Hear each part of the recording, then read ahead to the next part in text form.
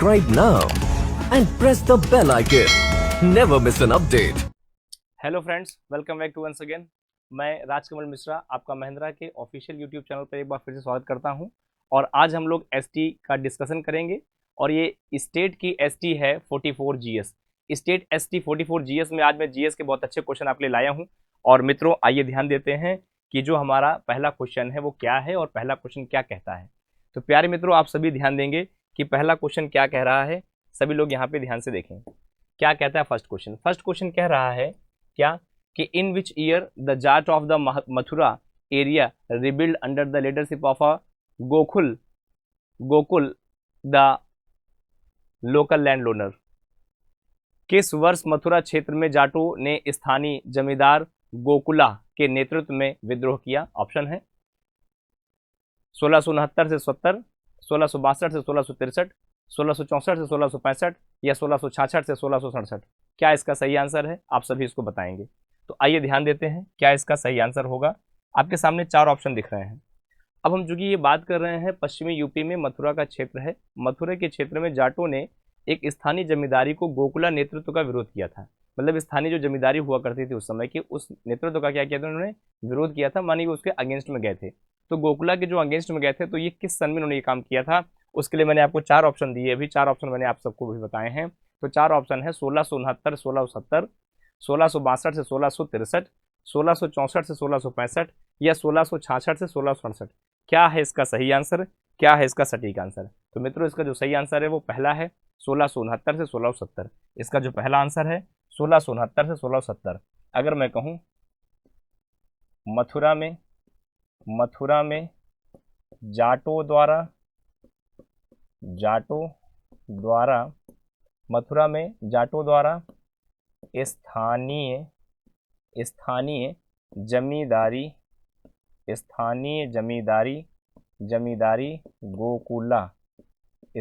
जमींदारी गोकुला के नेतृत्व का विद्रोह आप देख रहे हैं। सबसे पहला फर्स्ट सही है। इसके लिए जो फर्स्ट आंसर है वो क्या है, बिल्कुल सही है। मथुरा पश्चिमी यूपी में दिल्ली के पास का एक क्षेत्र है। ठीक है, ये वृंदावन के क्षेत्र में आता है।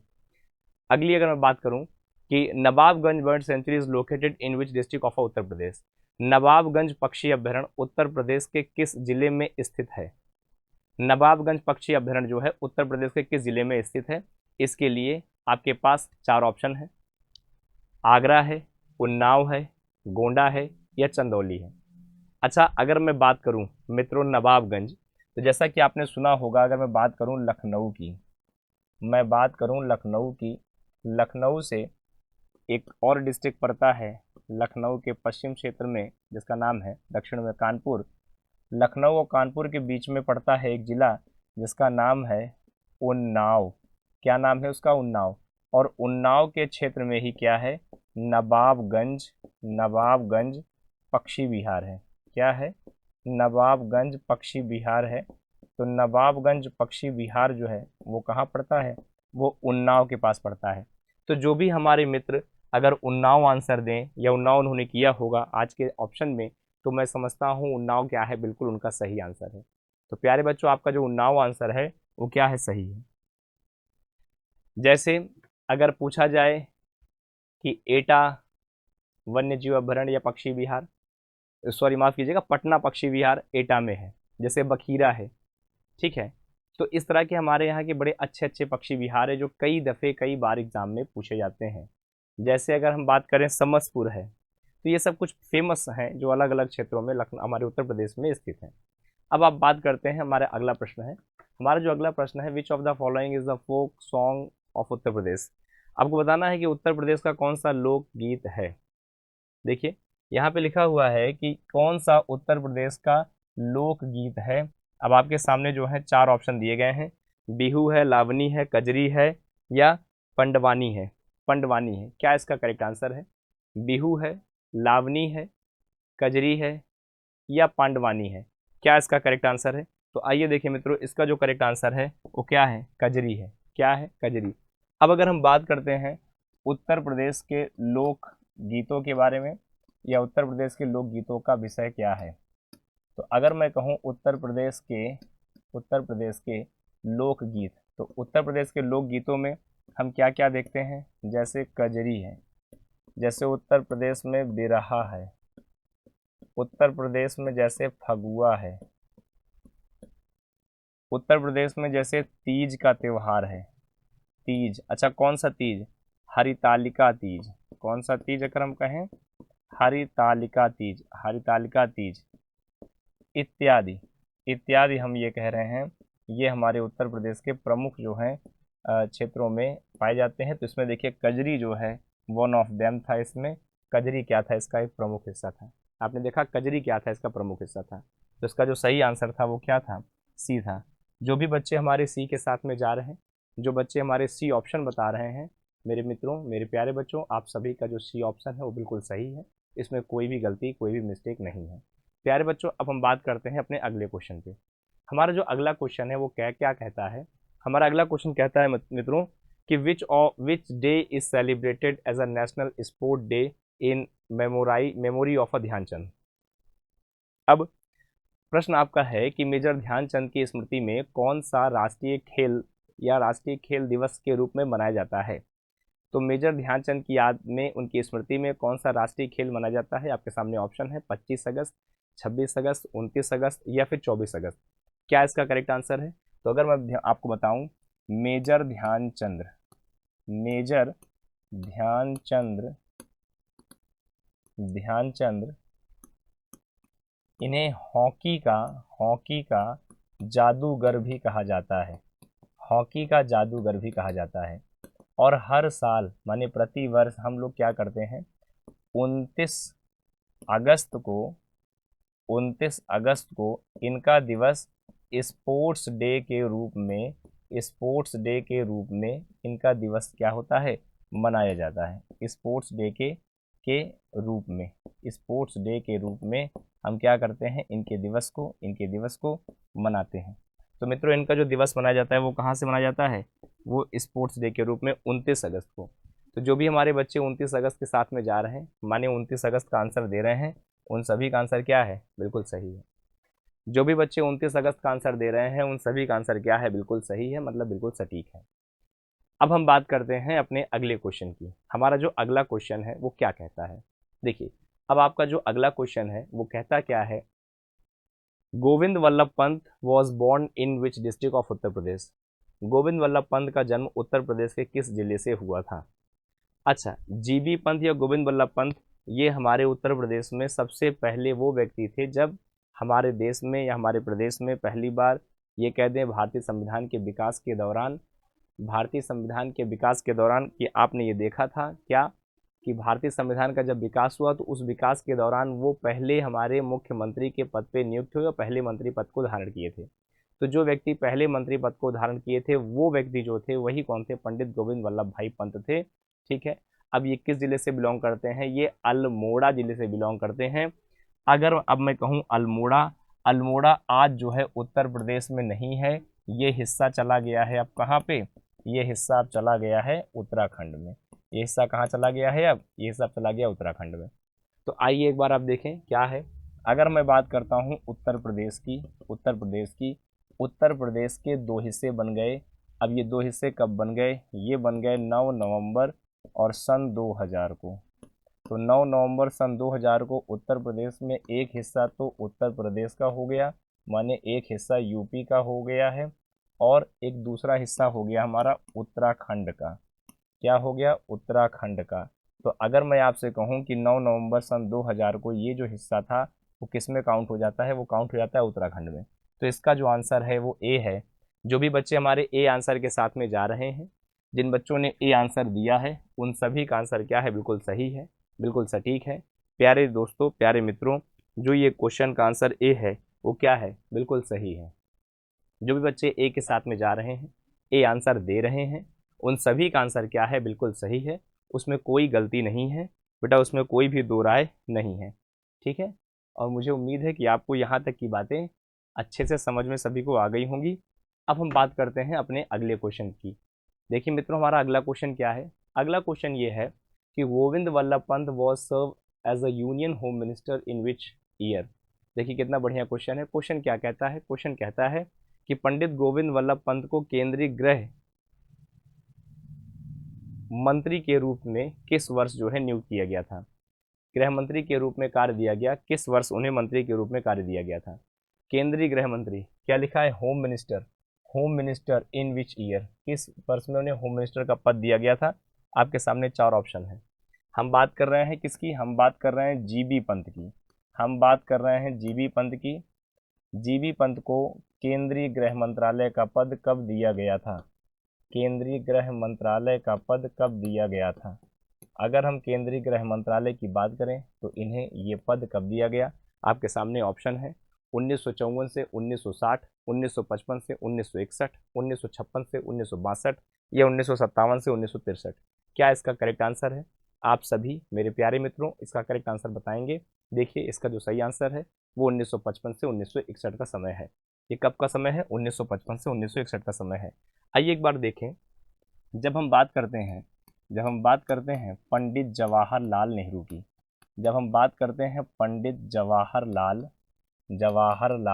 नेहरू की, पंडित जवाहरलाल नेहरू का समय काल 1948 से लेकर और 1964 तक उनका समय है। ठीक है, ये उनका समय है।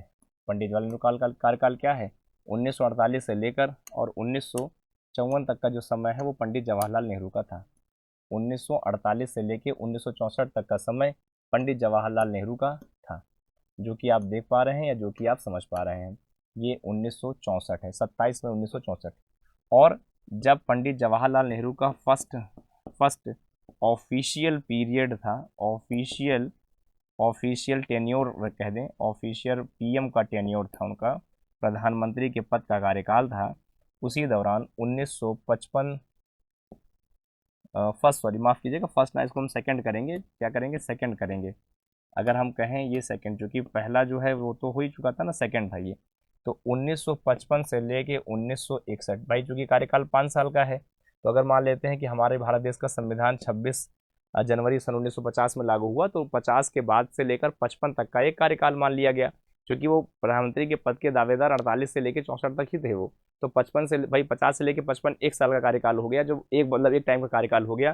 तो जो पहला टेन्योर हो गया तो उसमें थे ही। दूसरे वाला जो टेन्योर था उसी में आप देख पा रहे हैं कि पंडित जीवी पंत जो थे वो क्या थे? होम मिनिस्टर के पद पे यहाँ कार्यरत थे, या होम मिनिस्टर के पद पे ये काम कर रहे थे। क्या कर रहे थे? होम मिनिस्टर थे किसमें? ये कह दें कि सेंट्रल या कैबिनेट में, कैबिनेट मिनिस्टर या होम मिनिस्टर के पद पे वो काम कर रहे थे उस समय। तो ये थे पंडित गोविंद वल्लभ भाई पंत, जिनका समय काल आप लोगों ने देखा मित्रों। तो इसका जो सही आंसर था क्या था? वो आंसर नंबर बी था। जो भी बच्चे हमारे आंसर बी के साथ में जा रहे हैं, जो बच्चे हमारे आंसर बी बता रहे हैं, उन सभी का आंसर क्या है? बिल्कुल सही है। इसमें कोई भी दिक्कत नहीं है, कोई भी गलती नहीं है। एवरीबडी हैज़ करेक्टेड, सभी का सही है। अब बेटा हम अगले क्वेश्चन की बात करते हैं। जो हमारा अगला क्वेश्चन है, निम्नलिखित में से किस मुगल सम्राट ने फतेहपुर सीकरी शहर का निर्माण कराया था? आपको बताना है किस मुगल सम्राट ने फतेहपुर सीकरी का निर्माण कराया था। शेर शाह सूरी ने, शाहजहां ने, बाबर ने या अकबर ने? फतेहपुर सीकरी की बात हो रही है। फतेहपुर सीकरी का निर्माण किसने कराया? तो आइए मित्रों हम थोड़ा ध्यान देते हैं। जब भी हम बात करते हैं अकबर की, किसकी बात करते हैं? अकबर की। तो अकबर का जो समय काल था वो 1556 से लेके 1605 तक का समय था अकबर का। क्या था? 1556 से लेके 1605 तक का समय था अकबर का। अब अगर हम अकबर के बारे में बात करते हैं तो अकबर ने क्या किया था बच्चे? अकबर ने 1600 माफ़ करेंगे 1600 ना कह के अगर हम ये कहें, अकबर ने 1570 और 71 में गुजरात की विजय की थी। गुजरात विजय की थी। किसे की थी? गुजरात की विजय की थी। और गुजरात की विजय के बाद अकबर बहुत ज़्यादा खुश थे और उन्होंने क्या किया था? आगरा से लगभग 39 किलोमीटर की दूरी पर उन्होंने क्या किया था? आगरा से 39 किलोमीटर की दूरी पर उन्होंने एक फतेहपुर सीकरी फतेहपुर सीकरी नामक एक कस्बा कह सकते हैं, कस्बा, जिला भी आप कह सकते हो, एक कस्बा जो है उन्होंने बसाया था, एक कस्बा उन्होंने बसाया था। तो अब इस हिसाब से जो हमारा आंसर होगा वो आंसर होना चाहिए डी। आइए देखिए मित्रों, आंसर डी है बिल्कुल। प्यारे बच्चों देख लीजिए, अभी मैंने आपको बताया कि आंसर जो है इसमें डी होना चाहिए, जो कि आपके समक्ष दिख रहा है। तो आपके समक्ष जो भी आंसर है वो D, yes D is a correct answer. जो भी बच्चे हमारे डी कह रहे हैं या डी उन्होंने किया होगा आंसर, उन सभी का आंसर क्या है, बिल्कुल करेक्ट है, उसमें कोई दिक्कत नहीं है, उसमें कोई भी दो राय नहीं है प्यारे मित्रों। तो डी क्या है आपका बिल्कुल करेक्ट आंसर है, बिल्कुल सही आंसर है। अब हम बात करते हैं अपने अगले क्वेश्चन की। जो हमारा अगला क्वेश्चन है, अगला क्वेश्चन कैसा है कि which of the following is the founder of a Banaras Hindu विश्वविद्यालय। निम्नलिखित में से कौन बनारस हिंदू विश्वविद्यालय के संस्थापक रहे हैं। आपके सामने ऑप्शन है मदन मोहन मालवीय, एनी बेसेंट, रामेश्वर सिंह या ऑल ऑफ अबव, ये सभी लोग हैं। तो आप सबको जल्दी से बताना है क्या है इसका सही आंसर। बीएचयू की स्थापना किसके द्वारा की गई थी, ये आपको बताना है करेक्ट और सही आंसर। बीएचयू माने काशी हिंदू विश्वविद्यालय या बनारस हिंदू विश्वविद्यालय बोला जाता है इसको। इसकी स्थापना किसने की थी, मदन मोहन मालवीय ने, एनी बेसेंट ने, रामेश्वर सिंह ने या सभी ने की थी। तो मित्रों इसका जो सही आंसर है वो सभी सही हैं, ठीक है। इसमें प्रमुख व्यक्तियों के रूप में सभी ये लोग हैं। आइए ध्यान देते हैं, इसके बारे में कुछ जानते हैं। अगर हम बात करते हैं बीएचयू की, बीएचयू चूँकि एक सेंट्रल यूनिवर्सिटी है, आपकी बात बताएं, बीएचयू एक सेंट्रल यूनिवर्सिटी है, एक केंद्रीय विश्वविद्यालय है बीएचयू। एक क्या है, एक ये केंद्रीय विश्वविद्यालय है। अच्छा, अब इसमें एक और बात समझें, हम क्या बात समझेंगे। 1916 ईस्वी में एम क्यूब का मतलब हो गया मदन मोहन मालवीय। क्या हो गया, मदन मोहन मालवीय, आप ऐसे याद रखेंगे, Madan Mohan Malviya, Annie Besant, Madan Mohan Malviya, Annie Besant, और एक और नाम हमने देखा रामेश्वर सिंह। क्या है, रामेश्वर सिंह। इन तीन जो है व्यक्तियों ने क्या किया था, काशी हिंदू विश्वविद्यालय माने बनारस हिंदू विश्वविद्यालय की स्थापना की थी। बनारस हिंदू विश्वविद्यालय की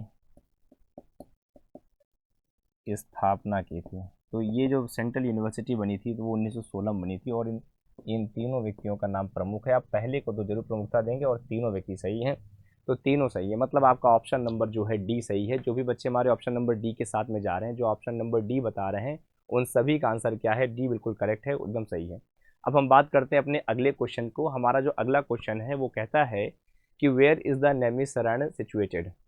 बहुत ही अच्छा क्वेश्चन है प्यारे मित्रों। अगर मैं आपसे कहूँ, नीमसार वह क्षेत्र है जहाँ पर भगवान विष्णु का जो है वो चक्र गिरा था, भगवान विष्णु का चक्र गिरा था, और वह जो पावन भूमि है आज एक पूजनीय स्थल है, एक दर्शनीय स्थल है।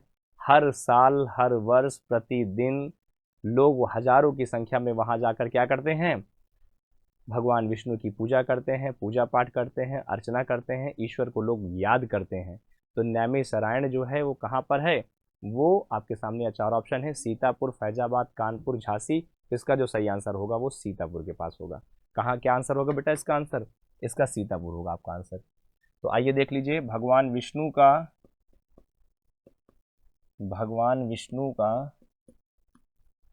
चक्र वहीं गिरा था, भगवान विष्णु का चक्र वहीं गिरा था। अच्छा, जहाँ चक्र गिरा था उसी का नाम क्या है, उसी का नाम है नैमिषारण्य। क्या नाम है, नैमिषारण्य। नैमिषारण्य को सामान्य भाषा में नीमसार भी कहा जाता है, और नीमसार कहाँ पड़ता है, नीमसार पड़ता है सीतापुर डिस्ट्रिक्ट में। लखनऊ से लगभग 80 किलोमीटर की दूरी पर पड़ता है सीतापुर जिला, ठीक है। और वहीं पर क्या है, नीमसार है। लेकिन नीमसार पहले ही पड़ जाता है, सीतापुर आपको नहीं जाना पड़ता, सीतापुर की एंट्री लेते ही आपको नीमसार की जगह जो है पड़ जाती है, और वहाँ पर ये नीमसार की व्यवस्था आपको दिखती है या आप समझ पाते हैं। आइए मित्रों, अब हम बात करते हैं हमारे अगले क्वेश्चन की। अब आज के सेशन का जो हमारा अगला क्वेश्चन है वो आपके सामने आ चुका है, और क्वेश्चन ये है कि which of the following district receive maximum rainfall in Uttar Pradesh. जब मैंने उत्तर प्रदेश का इंट्रो आपको पढ़ाया था, मैंने इंट्रो वाली क्लास में बच्चों ये मैंने आपको बताया भी था।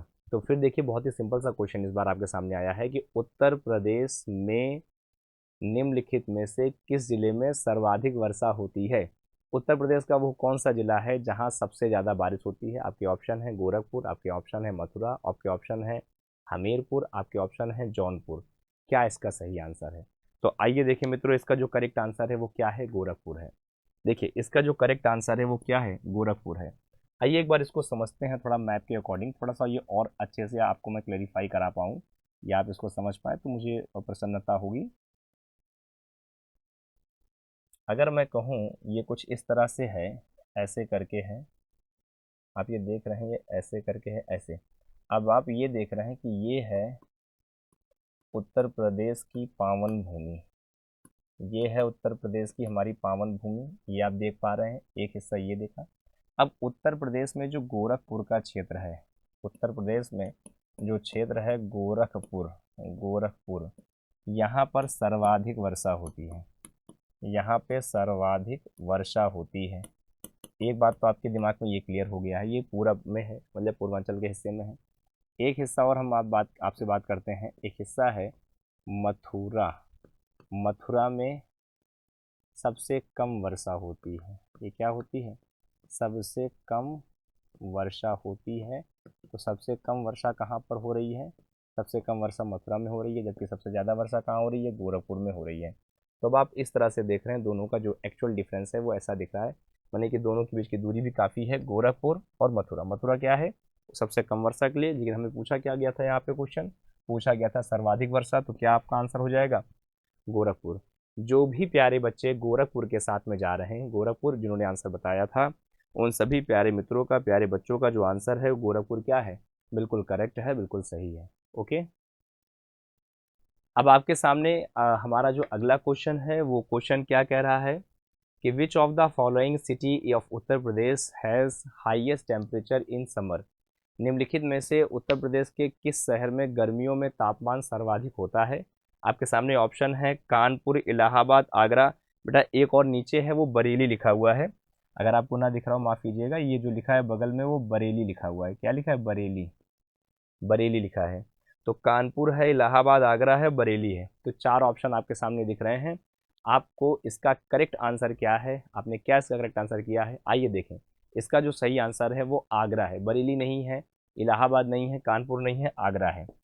अच्छा, एक आप ऐसे भी समझ सकते हो, अगर हम कहें आगरा जो है, आगरा, आगरा में यमुना नदी बहती है, आगरा में यमुना नदी बहती है, जिसका पानी जो है, जिसका पानी जो है क्या है, वो खारा है। अच्छा, एक बात, दूसरी बात, आगरा की जो मिट्टी है, आगरा की जो मिट्टी है ज़्यादातर वहाँ पे बलुआ मिट्टी के रूप है। कैसे हैं, बलुआ जैसी मिट्टी है, दोमट तो कम है लेकिन बलुआ मिट्टी के रूप वहाँ पे क्या है, थोड़े ज़्यादा हैं।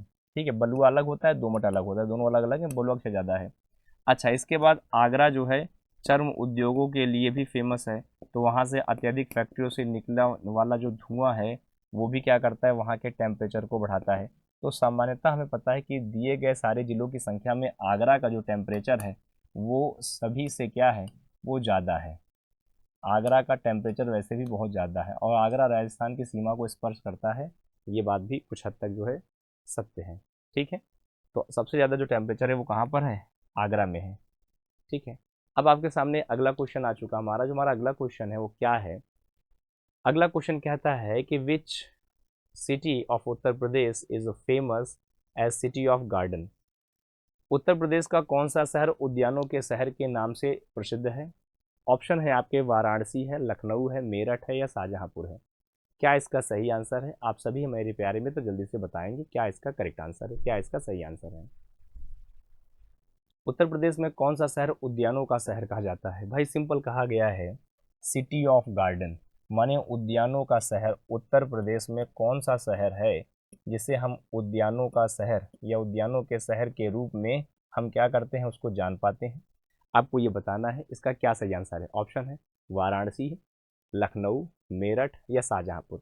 मित्रों तो इसका जो सही आंसर है वो क्या है, लखनऊ है। देखिए, अगर मैं कहूँ जहाँ पर सबसे ज़्यादा मैक्सिमम पार्क हो, सबसे ज़्यादा क्या हो, उद्यान हो, तो उद्यानों का शहर क्या है, लखनऊ है।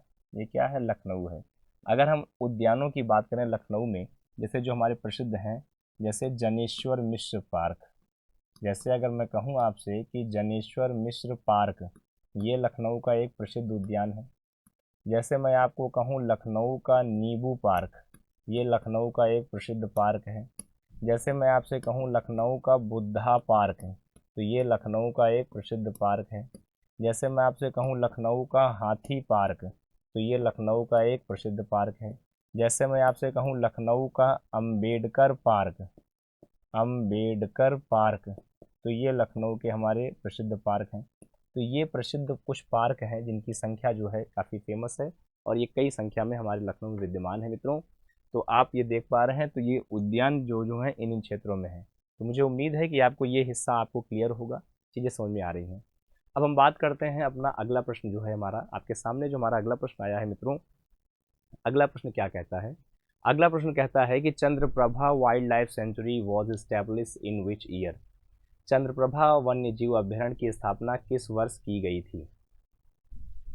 चंद्रप्रभा वन्य जीव अभ्यारण्य की स्थापना किस वर्ष की गई थी। ऑप्शन है 1959 में, अगला ऑप्शन है 1957 में, अगला ऑप्शन है 1958 में, अगला ऑप्शन है 1956 में। क्या है इसका करेक्ट आंसर। आप सभी जो है इसको किए होंगे, या अगर जब आप वीडियो देखें तो आप उसको कमेंट में भी कह सकते हैं। आइए देखिए, ये जो बना है वो बना था 1957 में।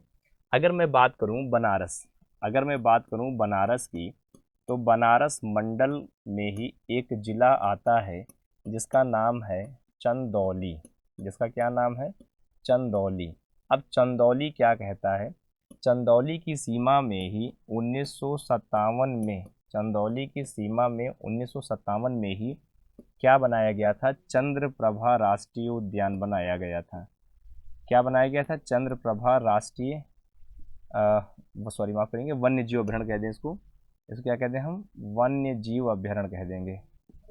वन्य जीव अभ्यारण्य कह दें, अभ्यारण्य कह दें। तो ये बनाया गया था। तो चंद्रप्रभा वन्य जीव अभ्यारण्य जो बनाया गया था वो कब बनाया गया था, वो बनवाया गया था 1957 के समय में।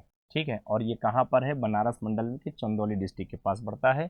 तो इसमें जो 57 वाला उत्तर है वो बिल्कुल सही है। जो भी बच्चे ऑप्शन नंबर बी किए होंगे, जो बच्चे ऑप्शन नंबर बी के साथ में जा रहे हैं, उन सभी प्यारे बच्चों का ऑप्शन नंबर बी क्या है, पूरी तरीके से बिल्कुल सही है मित्रों, बिल्कुल सही है। उसमें कोई गलती, कोई दो राय आपकी नहीं है। अब हम बात करते हैं अपने अगले क्वेश्चन की। जो हमारा अगला क्वेश्चन है वो क्या कहता है। हमारा अगला क्वेश्चन कहता है कि in which of the following district of Uttar Pradesh red soil is found. Uttar Pradesh के किस जिले में लाल मिट्टी पाई जाती है। देखिए, लाल मिट्टी और पीली मिट्टी, माने इसे लेटराइट मिट्टी या येलो सॉइल बोलते हैं। तो लाल मिट्टी या जो पीली मिट्टी होती है, यहाँ पे चावल का सर्वाधिक उत्पादन होता है, या चावल के ये अच्छे उत्पादन के सोर्स से क्षेत्र माने जाते हैं। तो क्या कहता है प्रश्न, प्रश्न कह रहा है कि उत्तर प्रदेश में निम्नलिखित में से किस जिले में लाल मिट्टी पाई जाती है। ऑप्शन है वाराणसी, मिर्जापुर, गोरखपुर और सीतापुर। तो इसका जो सही आंसर होगा बेटा वो क्या हो जाएगा, मिर्जापुर हो जाएगा। इसका क्या आंसर हो जाएगा, मिर्जापुर। अब देखिए, अगर हम कहें मिर्जापुर, मिर्जापुर जो है स्वयं अपने आप में एक मंडल है। स्वयं क्या है, मिर्जापुर अपने आप में स्वयं मंडल है। सोनभद्र का रीजन भी इसी में आता है। मिर्जापुर स्वयं मंडल है, और मिर्जापुर क्षेत्र में मिर्जापुर जिला है, मिर्जापुर जिला है जहाँ पर लाल मिट्टी पाई जाती है, लाल मिट्टी पाई जाती है। दरअसल बच्चों जो मिर्जापुर है वो एक पहाड़ी पठारी टाइप का क्षेत्र है, और यहाँ पे लाल मिट्टी या रेड सॉइल पाई जाती है। अच्छा, अब एक और बात हम क्या समझेंगे, जो लाल मिट्टी का क्षेत्र है, जो एक्चुअल में रेड सॉइल का हिस्सा है, रेड सॉइल में जो ये कह दें चावल का उत्पादन है, धान का सर्वाधिक उत्पादन होता है। ये क्या होता है, धान का यहाँ पे सर्वाधिक उत्पादन होता है यहाँ पे धान का। तो सर्वाधिक उत्पादन किसका मिलता है? यहाँ पे धान का मिलता है। लाल और पीली मिट्टी में धान काफ़ी होता है, तो ये पाया कहाँ जाता है? मिर्जापुर में। तो मिर्जापुर अपने आप में क्या है? एक मंडल क्षेत्र है, और जहाँ पे इसका आंसर आपका बी है। जो भी बच्चे बी ऑप्शन के साथ किए होंगे, बी आसन किए हैं, वो बिल्कुल सही है। प्यारे मित्रों, आपका जो बी ऑप्शन है, बी जितने बच्चे कह रहे हैं उन सभी का आंसर जो है बिल्कुल सही है। अब आपके सेशन में, आपके पार्ट में हमारा अगला क्वेश्चन है जिसका नाम है 15 नंबर का क्वेश्चन क्या है? किसान बही योजना was implemented in Uttar Pradesh in which year? आपको बताना है किसान बही योजना उत्तर प्रदेश में किस वर्ष लागू की गई। आपके ऑप्शन है 1972, 1982, 1992 या 1990। तो 1992 जो है होगा इसका सही आंसर होना चाहिए। आइए देखें, बिल्कुल सही आंसर जो है 1992 है। अच्छा, अब पहले आप लोग एक बात ये जान लीजिए कि किसान बही होता क्या है। किसान बही क्या होता है?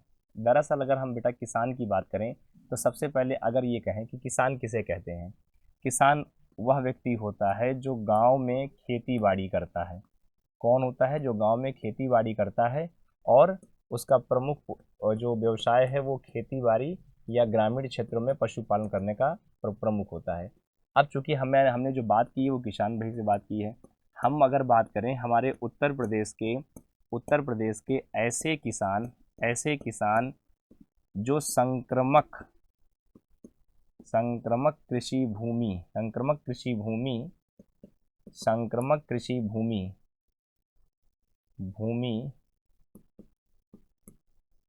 पर कब्जा किए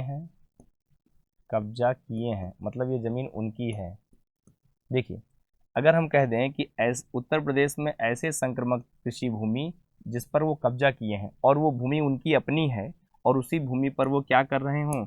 खेती या बाड़ी किए हों, मतलब ये कह दें कि वो उनकी अपनी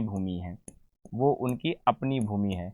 तो सरकार क्या करती है? उनकी अपनी भूमि को रखने के लिए एक बुक जैसी आकृति बनाती है, किताब जैसी आकृति बनाती है, जिसमें उस व्यक्ति के जुड़े हुए सभी खेतीबाड़ी से संबंधित विषयों के बारे में क्या रहती है? जानकारी रहती है। तो इस प्रकार के किताब को या इस प्रकार की पुस्तक को ही हम किसान बही क्या कहते हैं? किसान बही। तो इसे हम क्या कहते हैं? किसान बही। तो ये किसान बही के नाम से अंकित होती है, ऐसे किसान बही कहते हैं। और ये जो किसान बही का रूप बना था वो कब बना था? सन 1992 में, 1992 में बना था। 1992 में किसान बही का रूप बना था, और किसान बही के रूप में हम सभी प्रकार के किसानों को, उनके उनके पुस्तकों को, उनकी ज़मीनों के क्षेत्रों को वहाँ पर रखा जाता है, ज़मीनों के क्षेत्रों को वहाँ पे चर्चा में किया जाता है। आइए मित्रों, अब देखते हैं हमारा अगला प्रश्न क्या है। देखिए, अभी मैंने आपको ये क्वेश्चन बताया था पीछे, ये वही क्वेश्चन दोबारा रिपीट हुआ है। पढ़िए क्या क्वेश्चन है। क्वेश्चन है कि which of the following district receive the lowest rainfall in Uttar Pradesh? Uttar Pradesh निम्नलिखित में से उत्तर प्रदेश में निम्नलिखित में से किस जिले में सबसे कम वर्षा होती है? अब देखो, पूछा गया है कि सबसे कम वर्षा कहाँ होती है। आपके सामने चार ऑप्शन है: गोरखपुर, जालौन, बनारस या मथुरा। तो अभी मैंने आपको बताया कि मथुरा में सबसे कम वर्षा होती है। तो मथुरा जो है पश्चिमी यूपी का क्षेत्र है। तो इसका आंसर क्या है? D answer. जो बच्चे डी आंसर कर रहे हैं वो बिल्कुल सही है। तो मुझे इसमें कोई एक्सप्लेनेशन देने की आवश्यकता नहीं है मित्रों, ये आप सभी का सही है।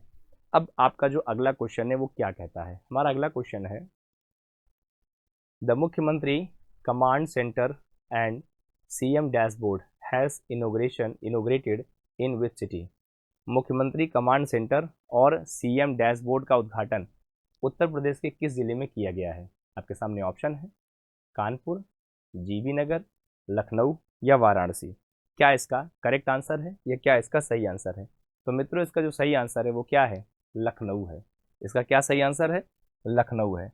उत्तर प्रदेश की राजधानी अगर मैं कहूँ, 24 जनवरी सन 1950 से उत्तर प्रदेश की आधिकारिक राजधानी उत्तर प्रदेश लखनऊ से क्या किया गया था? कमांड सेंटर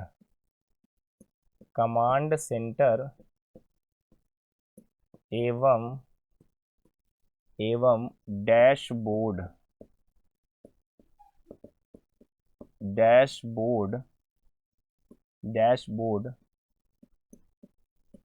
का उद्घाटन किया गया था। तो इसका जो करेक्ट आंसर है मित्रों वो क्या है? इसका करेक्ट आंसर क्या है? लखनऊ है। जो भी बच्चे लखनऊ के साथ जा रहे हैं, लखनऊ कह रहे हैं, उन सभी का उत्तर क्या है? उन सभी का उत्तर बिल्कुल सही है। तो कमांड सेंटर एंड डैशबोर्ड का जो सही आंसर है वो क्या है? लखनऊ है। जो बच्चे लखनऊ आंसर किए हैं, लखनऊ आंसर जिन्होंने दिया है, उन सभी का आंसर सही है। मित्रों, अब आपके सामने हमारा अगला क्वेश्चन है। अगला क्वेश्चन है, which of the following players of Uttar Pradesh won the gold medal in the triple jump in the world police game?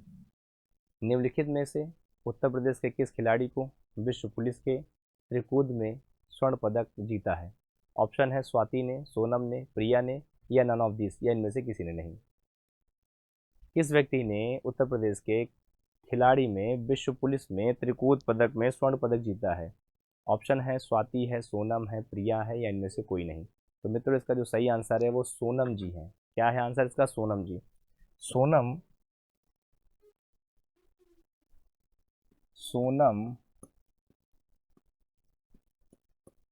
जी द्वारा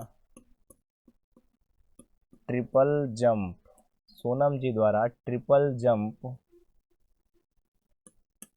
जंप में गोल्ड मेडल, ट्रिपल जंप में क्या मिला था उन्हें?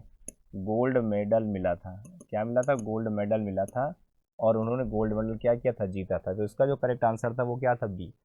जो भी बच्चे बी के साथ में गए हैं, जिन बच्चों ने बी आंसर बताया है, उन सभी बच्चों का आंसर बी जो है बिल्कुल करेक्ट है, बिल्कुल सही है।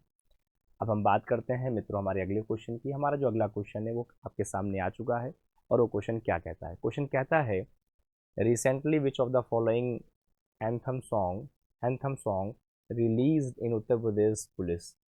हाल ही में उत्तर प्रदेश पुलिस के द्वारा निम्नलिखित में से कौन सा गान जारी किया गया? हम यूपी के खाकी वाले हैं, वंदे मातरम, छतनों की जिद पिलाओ जी, बाजू की आग बनाए हैं, कांधे पर सितारे नहीं हैं, यूपी के हम मान समाये हैं।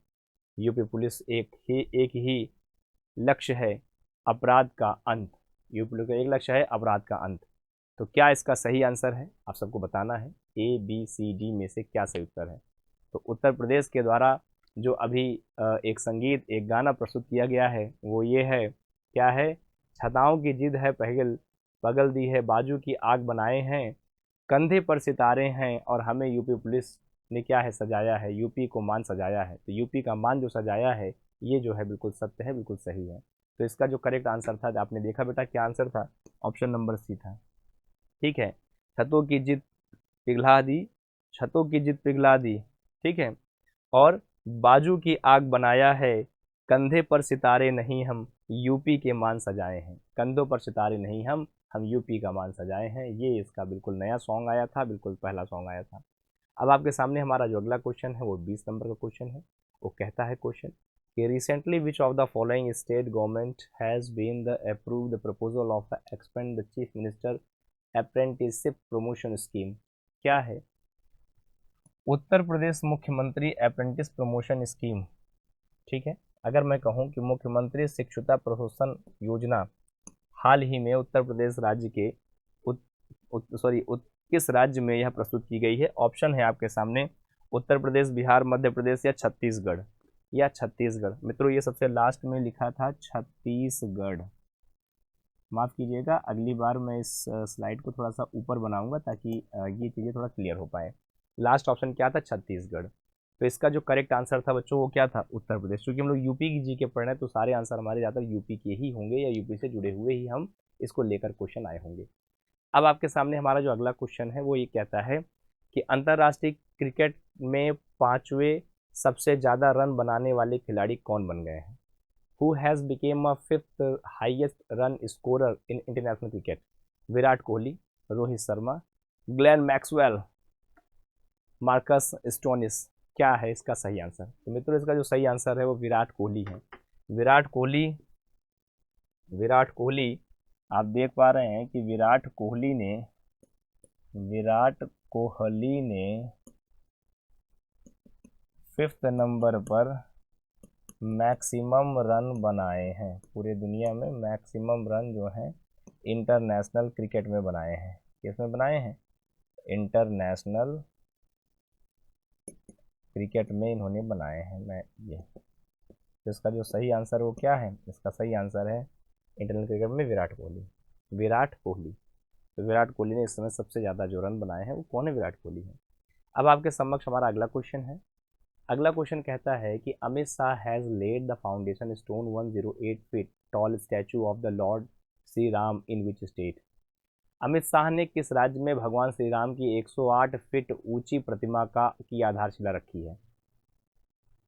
क्वेश्चन क्या है, क्वेश्चन ये है कि अमित शाह ने भगवान श्री राम की 108 फीट की ऊंची प्रतिमा का जो अनावरण किया है, जो आधारशिला रखी है, वो किस राज्य में रखी है। बच्चों इसमें यूपी नहीं है, पहले ध्यान दीजिए, यूपी नहीं है इसमें। ऑप्शन क्या क्या है, केरला है एक, दो आसाम में है, तीन तेलंगाना है, या चौथा आंध्र प्रदेश है। केरला है, आसाम है, तेलंगाना है, आंध्र प्रदेश है। क्या इसका करेक्ट आंसर है, तो इसका जो सही आंसर बेटा वो आंध्र प्रदेश है। क्या सही आंसर है, वो आंध्र प्रदेश है। तो आंध्र प्रदेश में भगवान श्री राम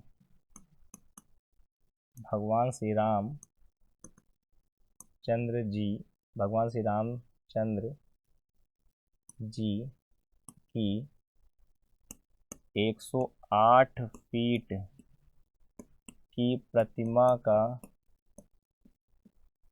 का अनावरण किया गया है। तो ये जो है इसका करेक्ट आंसर ये है। तो 108 फीट की प्रतिमा का जो अनावरण किया गया है वो भगवान रामचंद्र जी का किया गया है, और वो कहाँ पर है, वो आंध्र प्रदेश में है। कहाँ पर है, आंध्र प्रदेश। सही आंसर क्या था बेटा, डी वाला। जो बच्चे डी वाले ऑप्शन के साथ में जा रहे हैं, जो बच्चे डी ऑप्शन दे रहे हैं, उन सभी का आंसर क्या बिल्कुल सही है। अब मित्रों आपके सामने हमारा जो अगला क्वेश्चन है, आज के सेशन का नेक्स्ट क्वेश्चन है, वो आ चुका है। क्वेश्चन क्या कहता है, ITC Limited the reappoint the Sanjeev Puri was the company's as a chairman and MD to how many years? ITC Limited ने संजय पुरी को कितने वर्षों के लिए कंपनी का अध्यक्ष और MD नियुक्त किया है। ITC ने Sanjay Puri as a managing director and the CMD chairman अध्यक्ष और मैनेजिंग डायरेक्टर के पद के लिए कितने वर्षों के लिए नियुक्त किया गया है। ITC ने नियुक्त किया इनको। आपके ऑप्शन है 2 ईयर, 3 ईयर, 4 ईयर, 5 ईयर। तो इसका करेक्ट आंसर क्या है, 5 ईयर है बेटा। क्या इसका सही आंसर है, 5 ईयर। संजय पुरी जी क्या है, संजीव पुरी जी को पुनः जो है 5 ईयर के लिए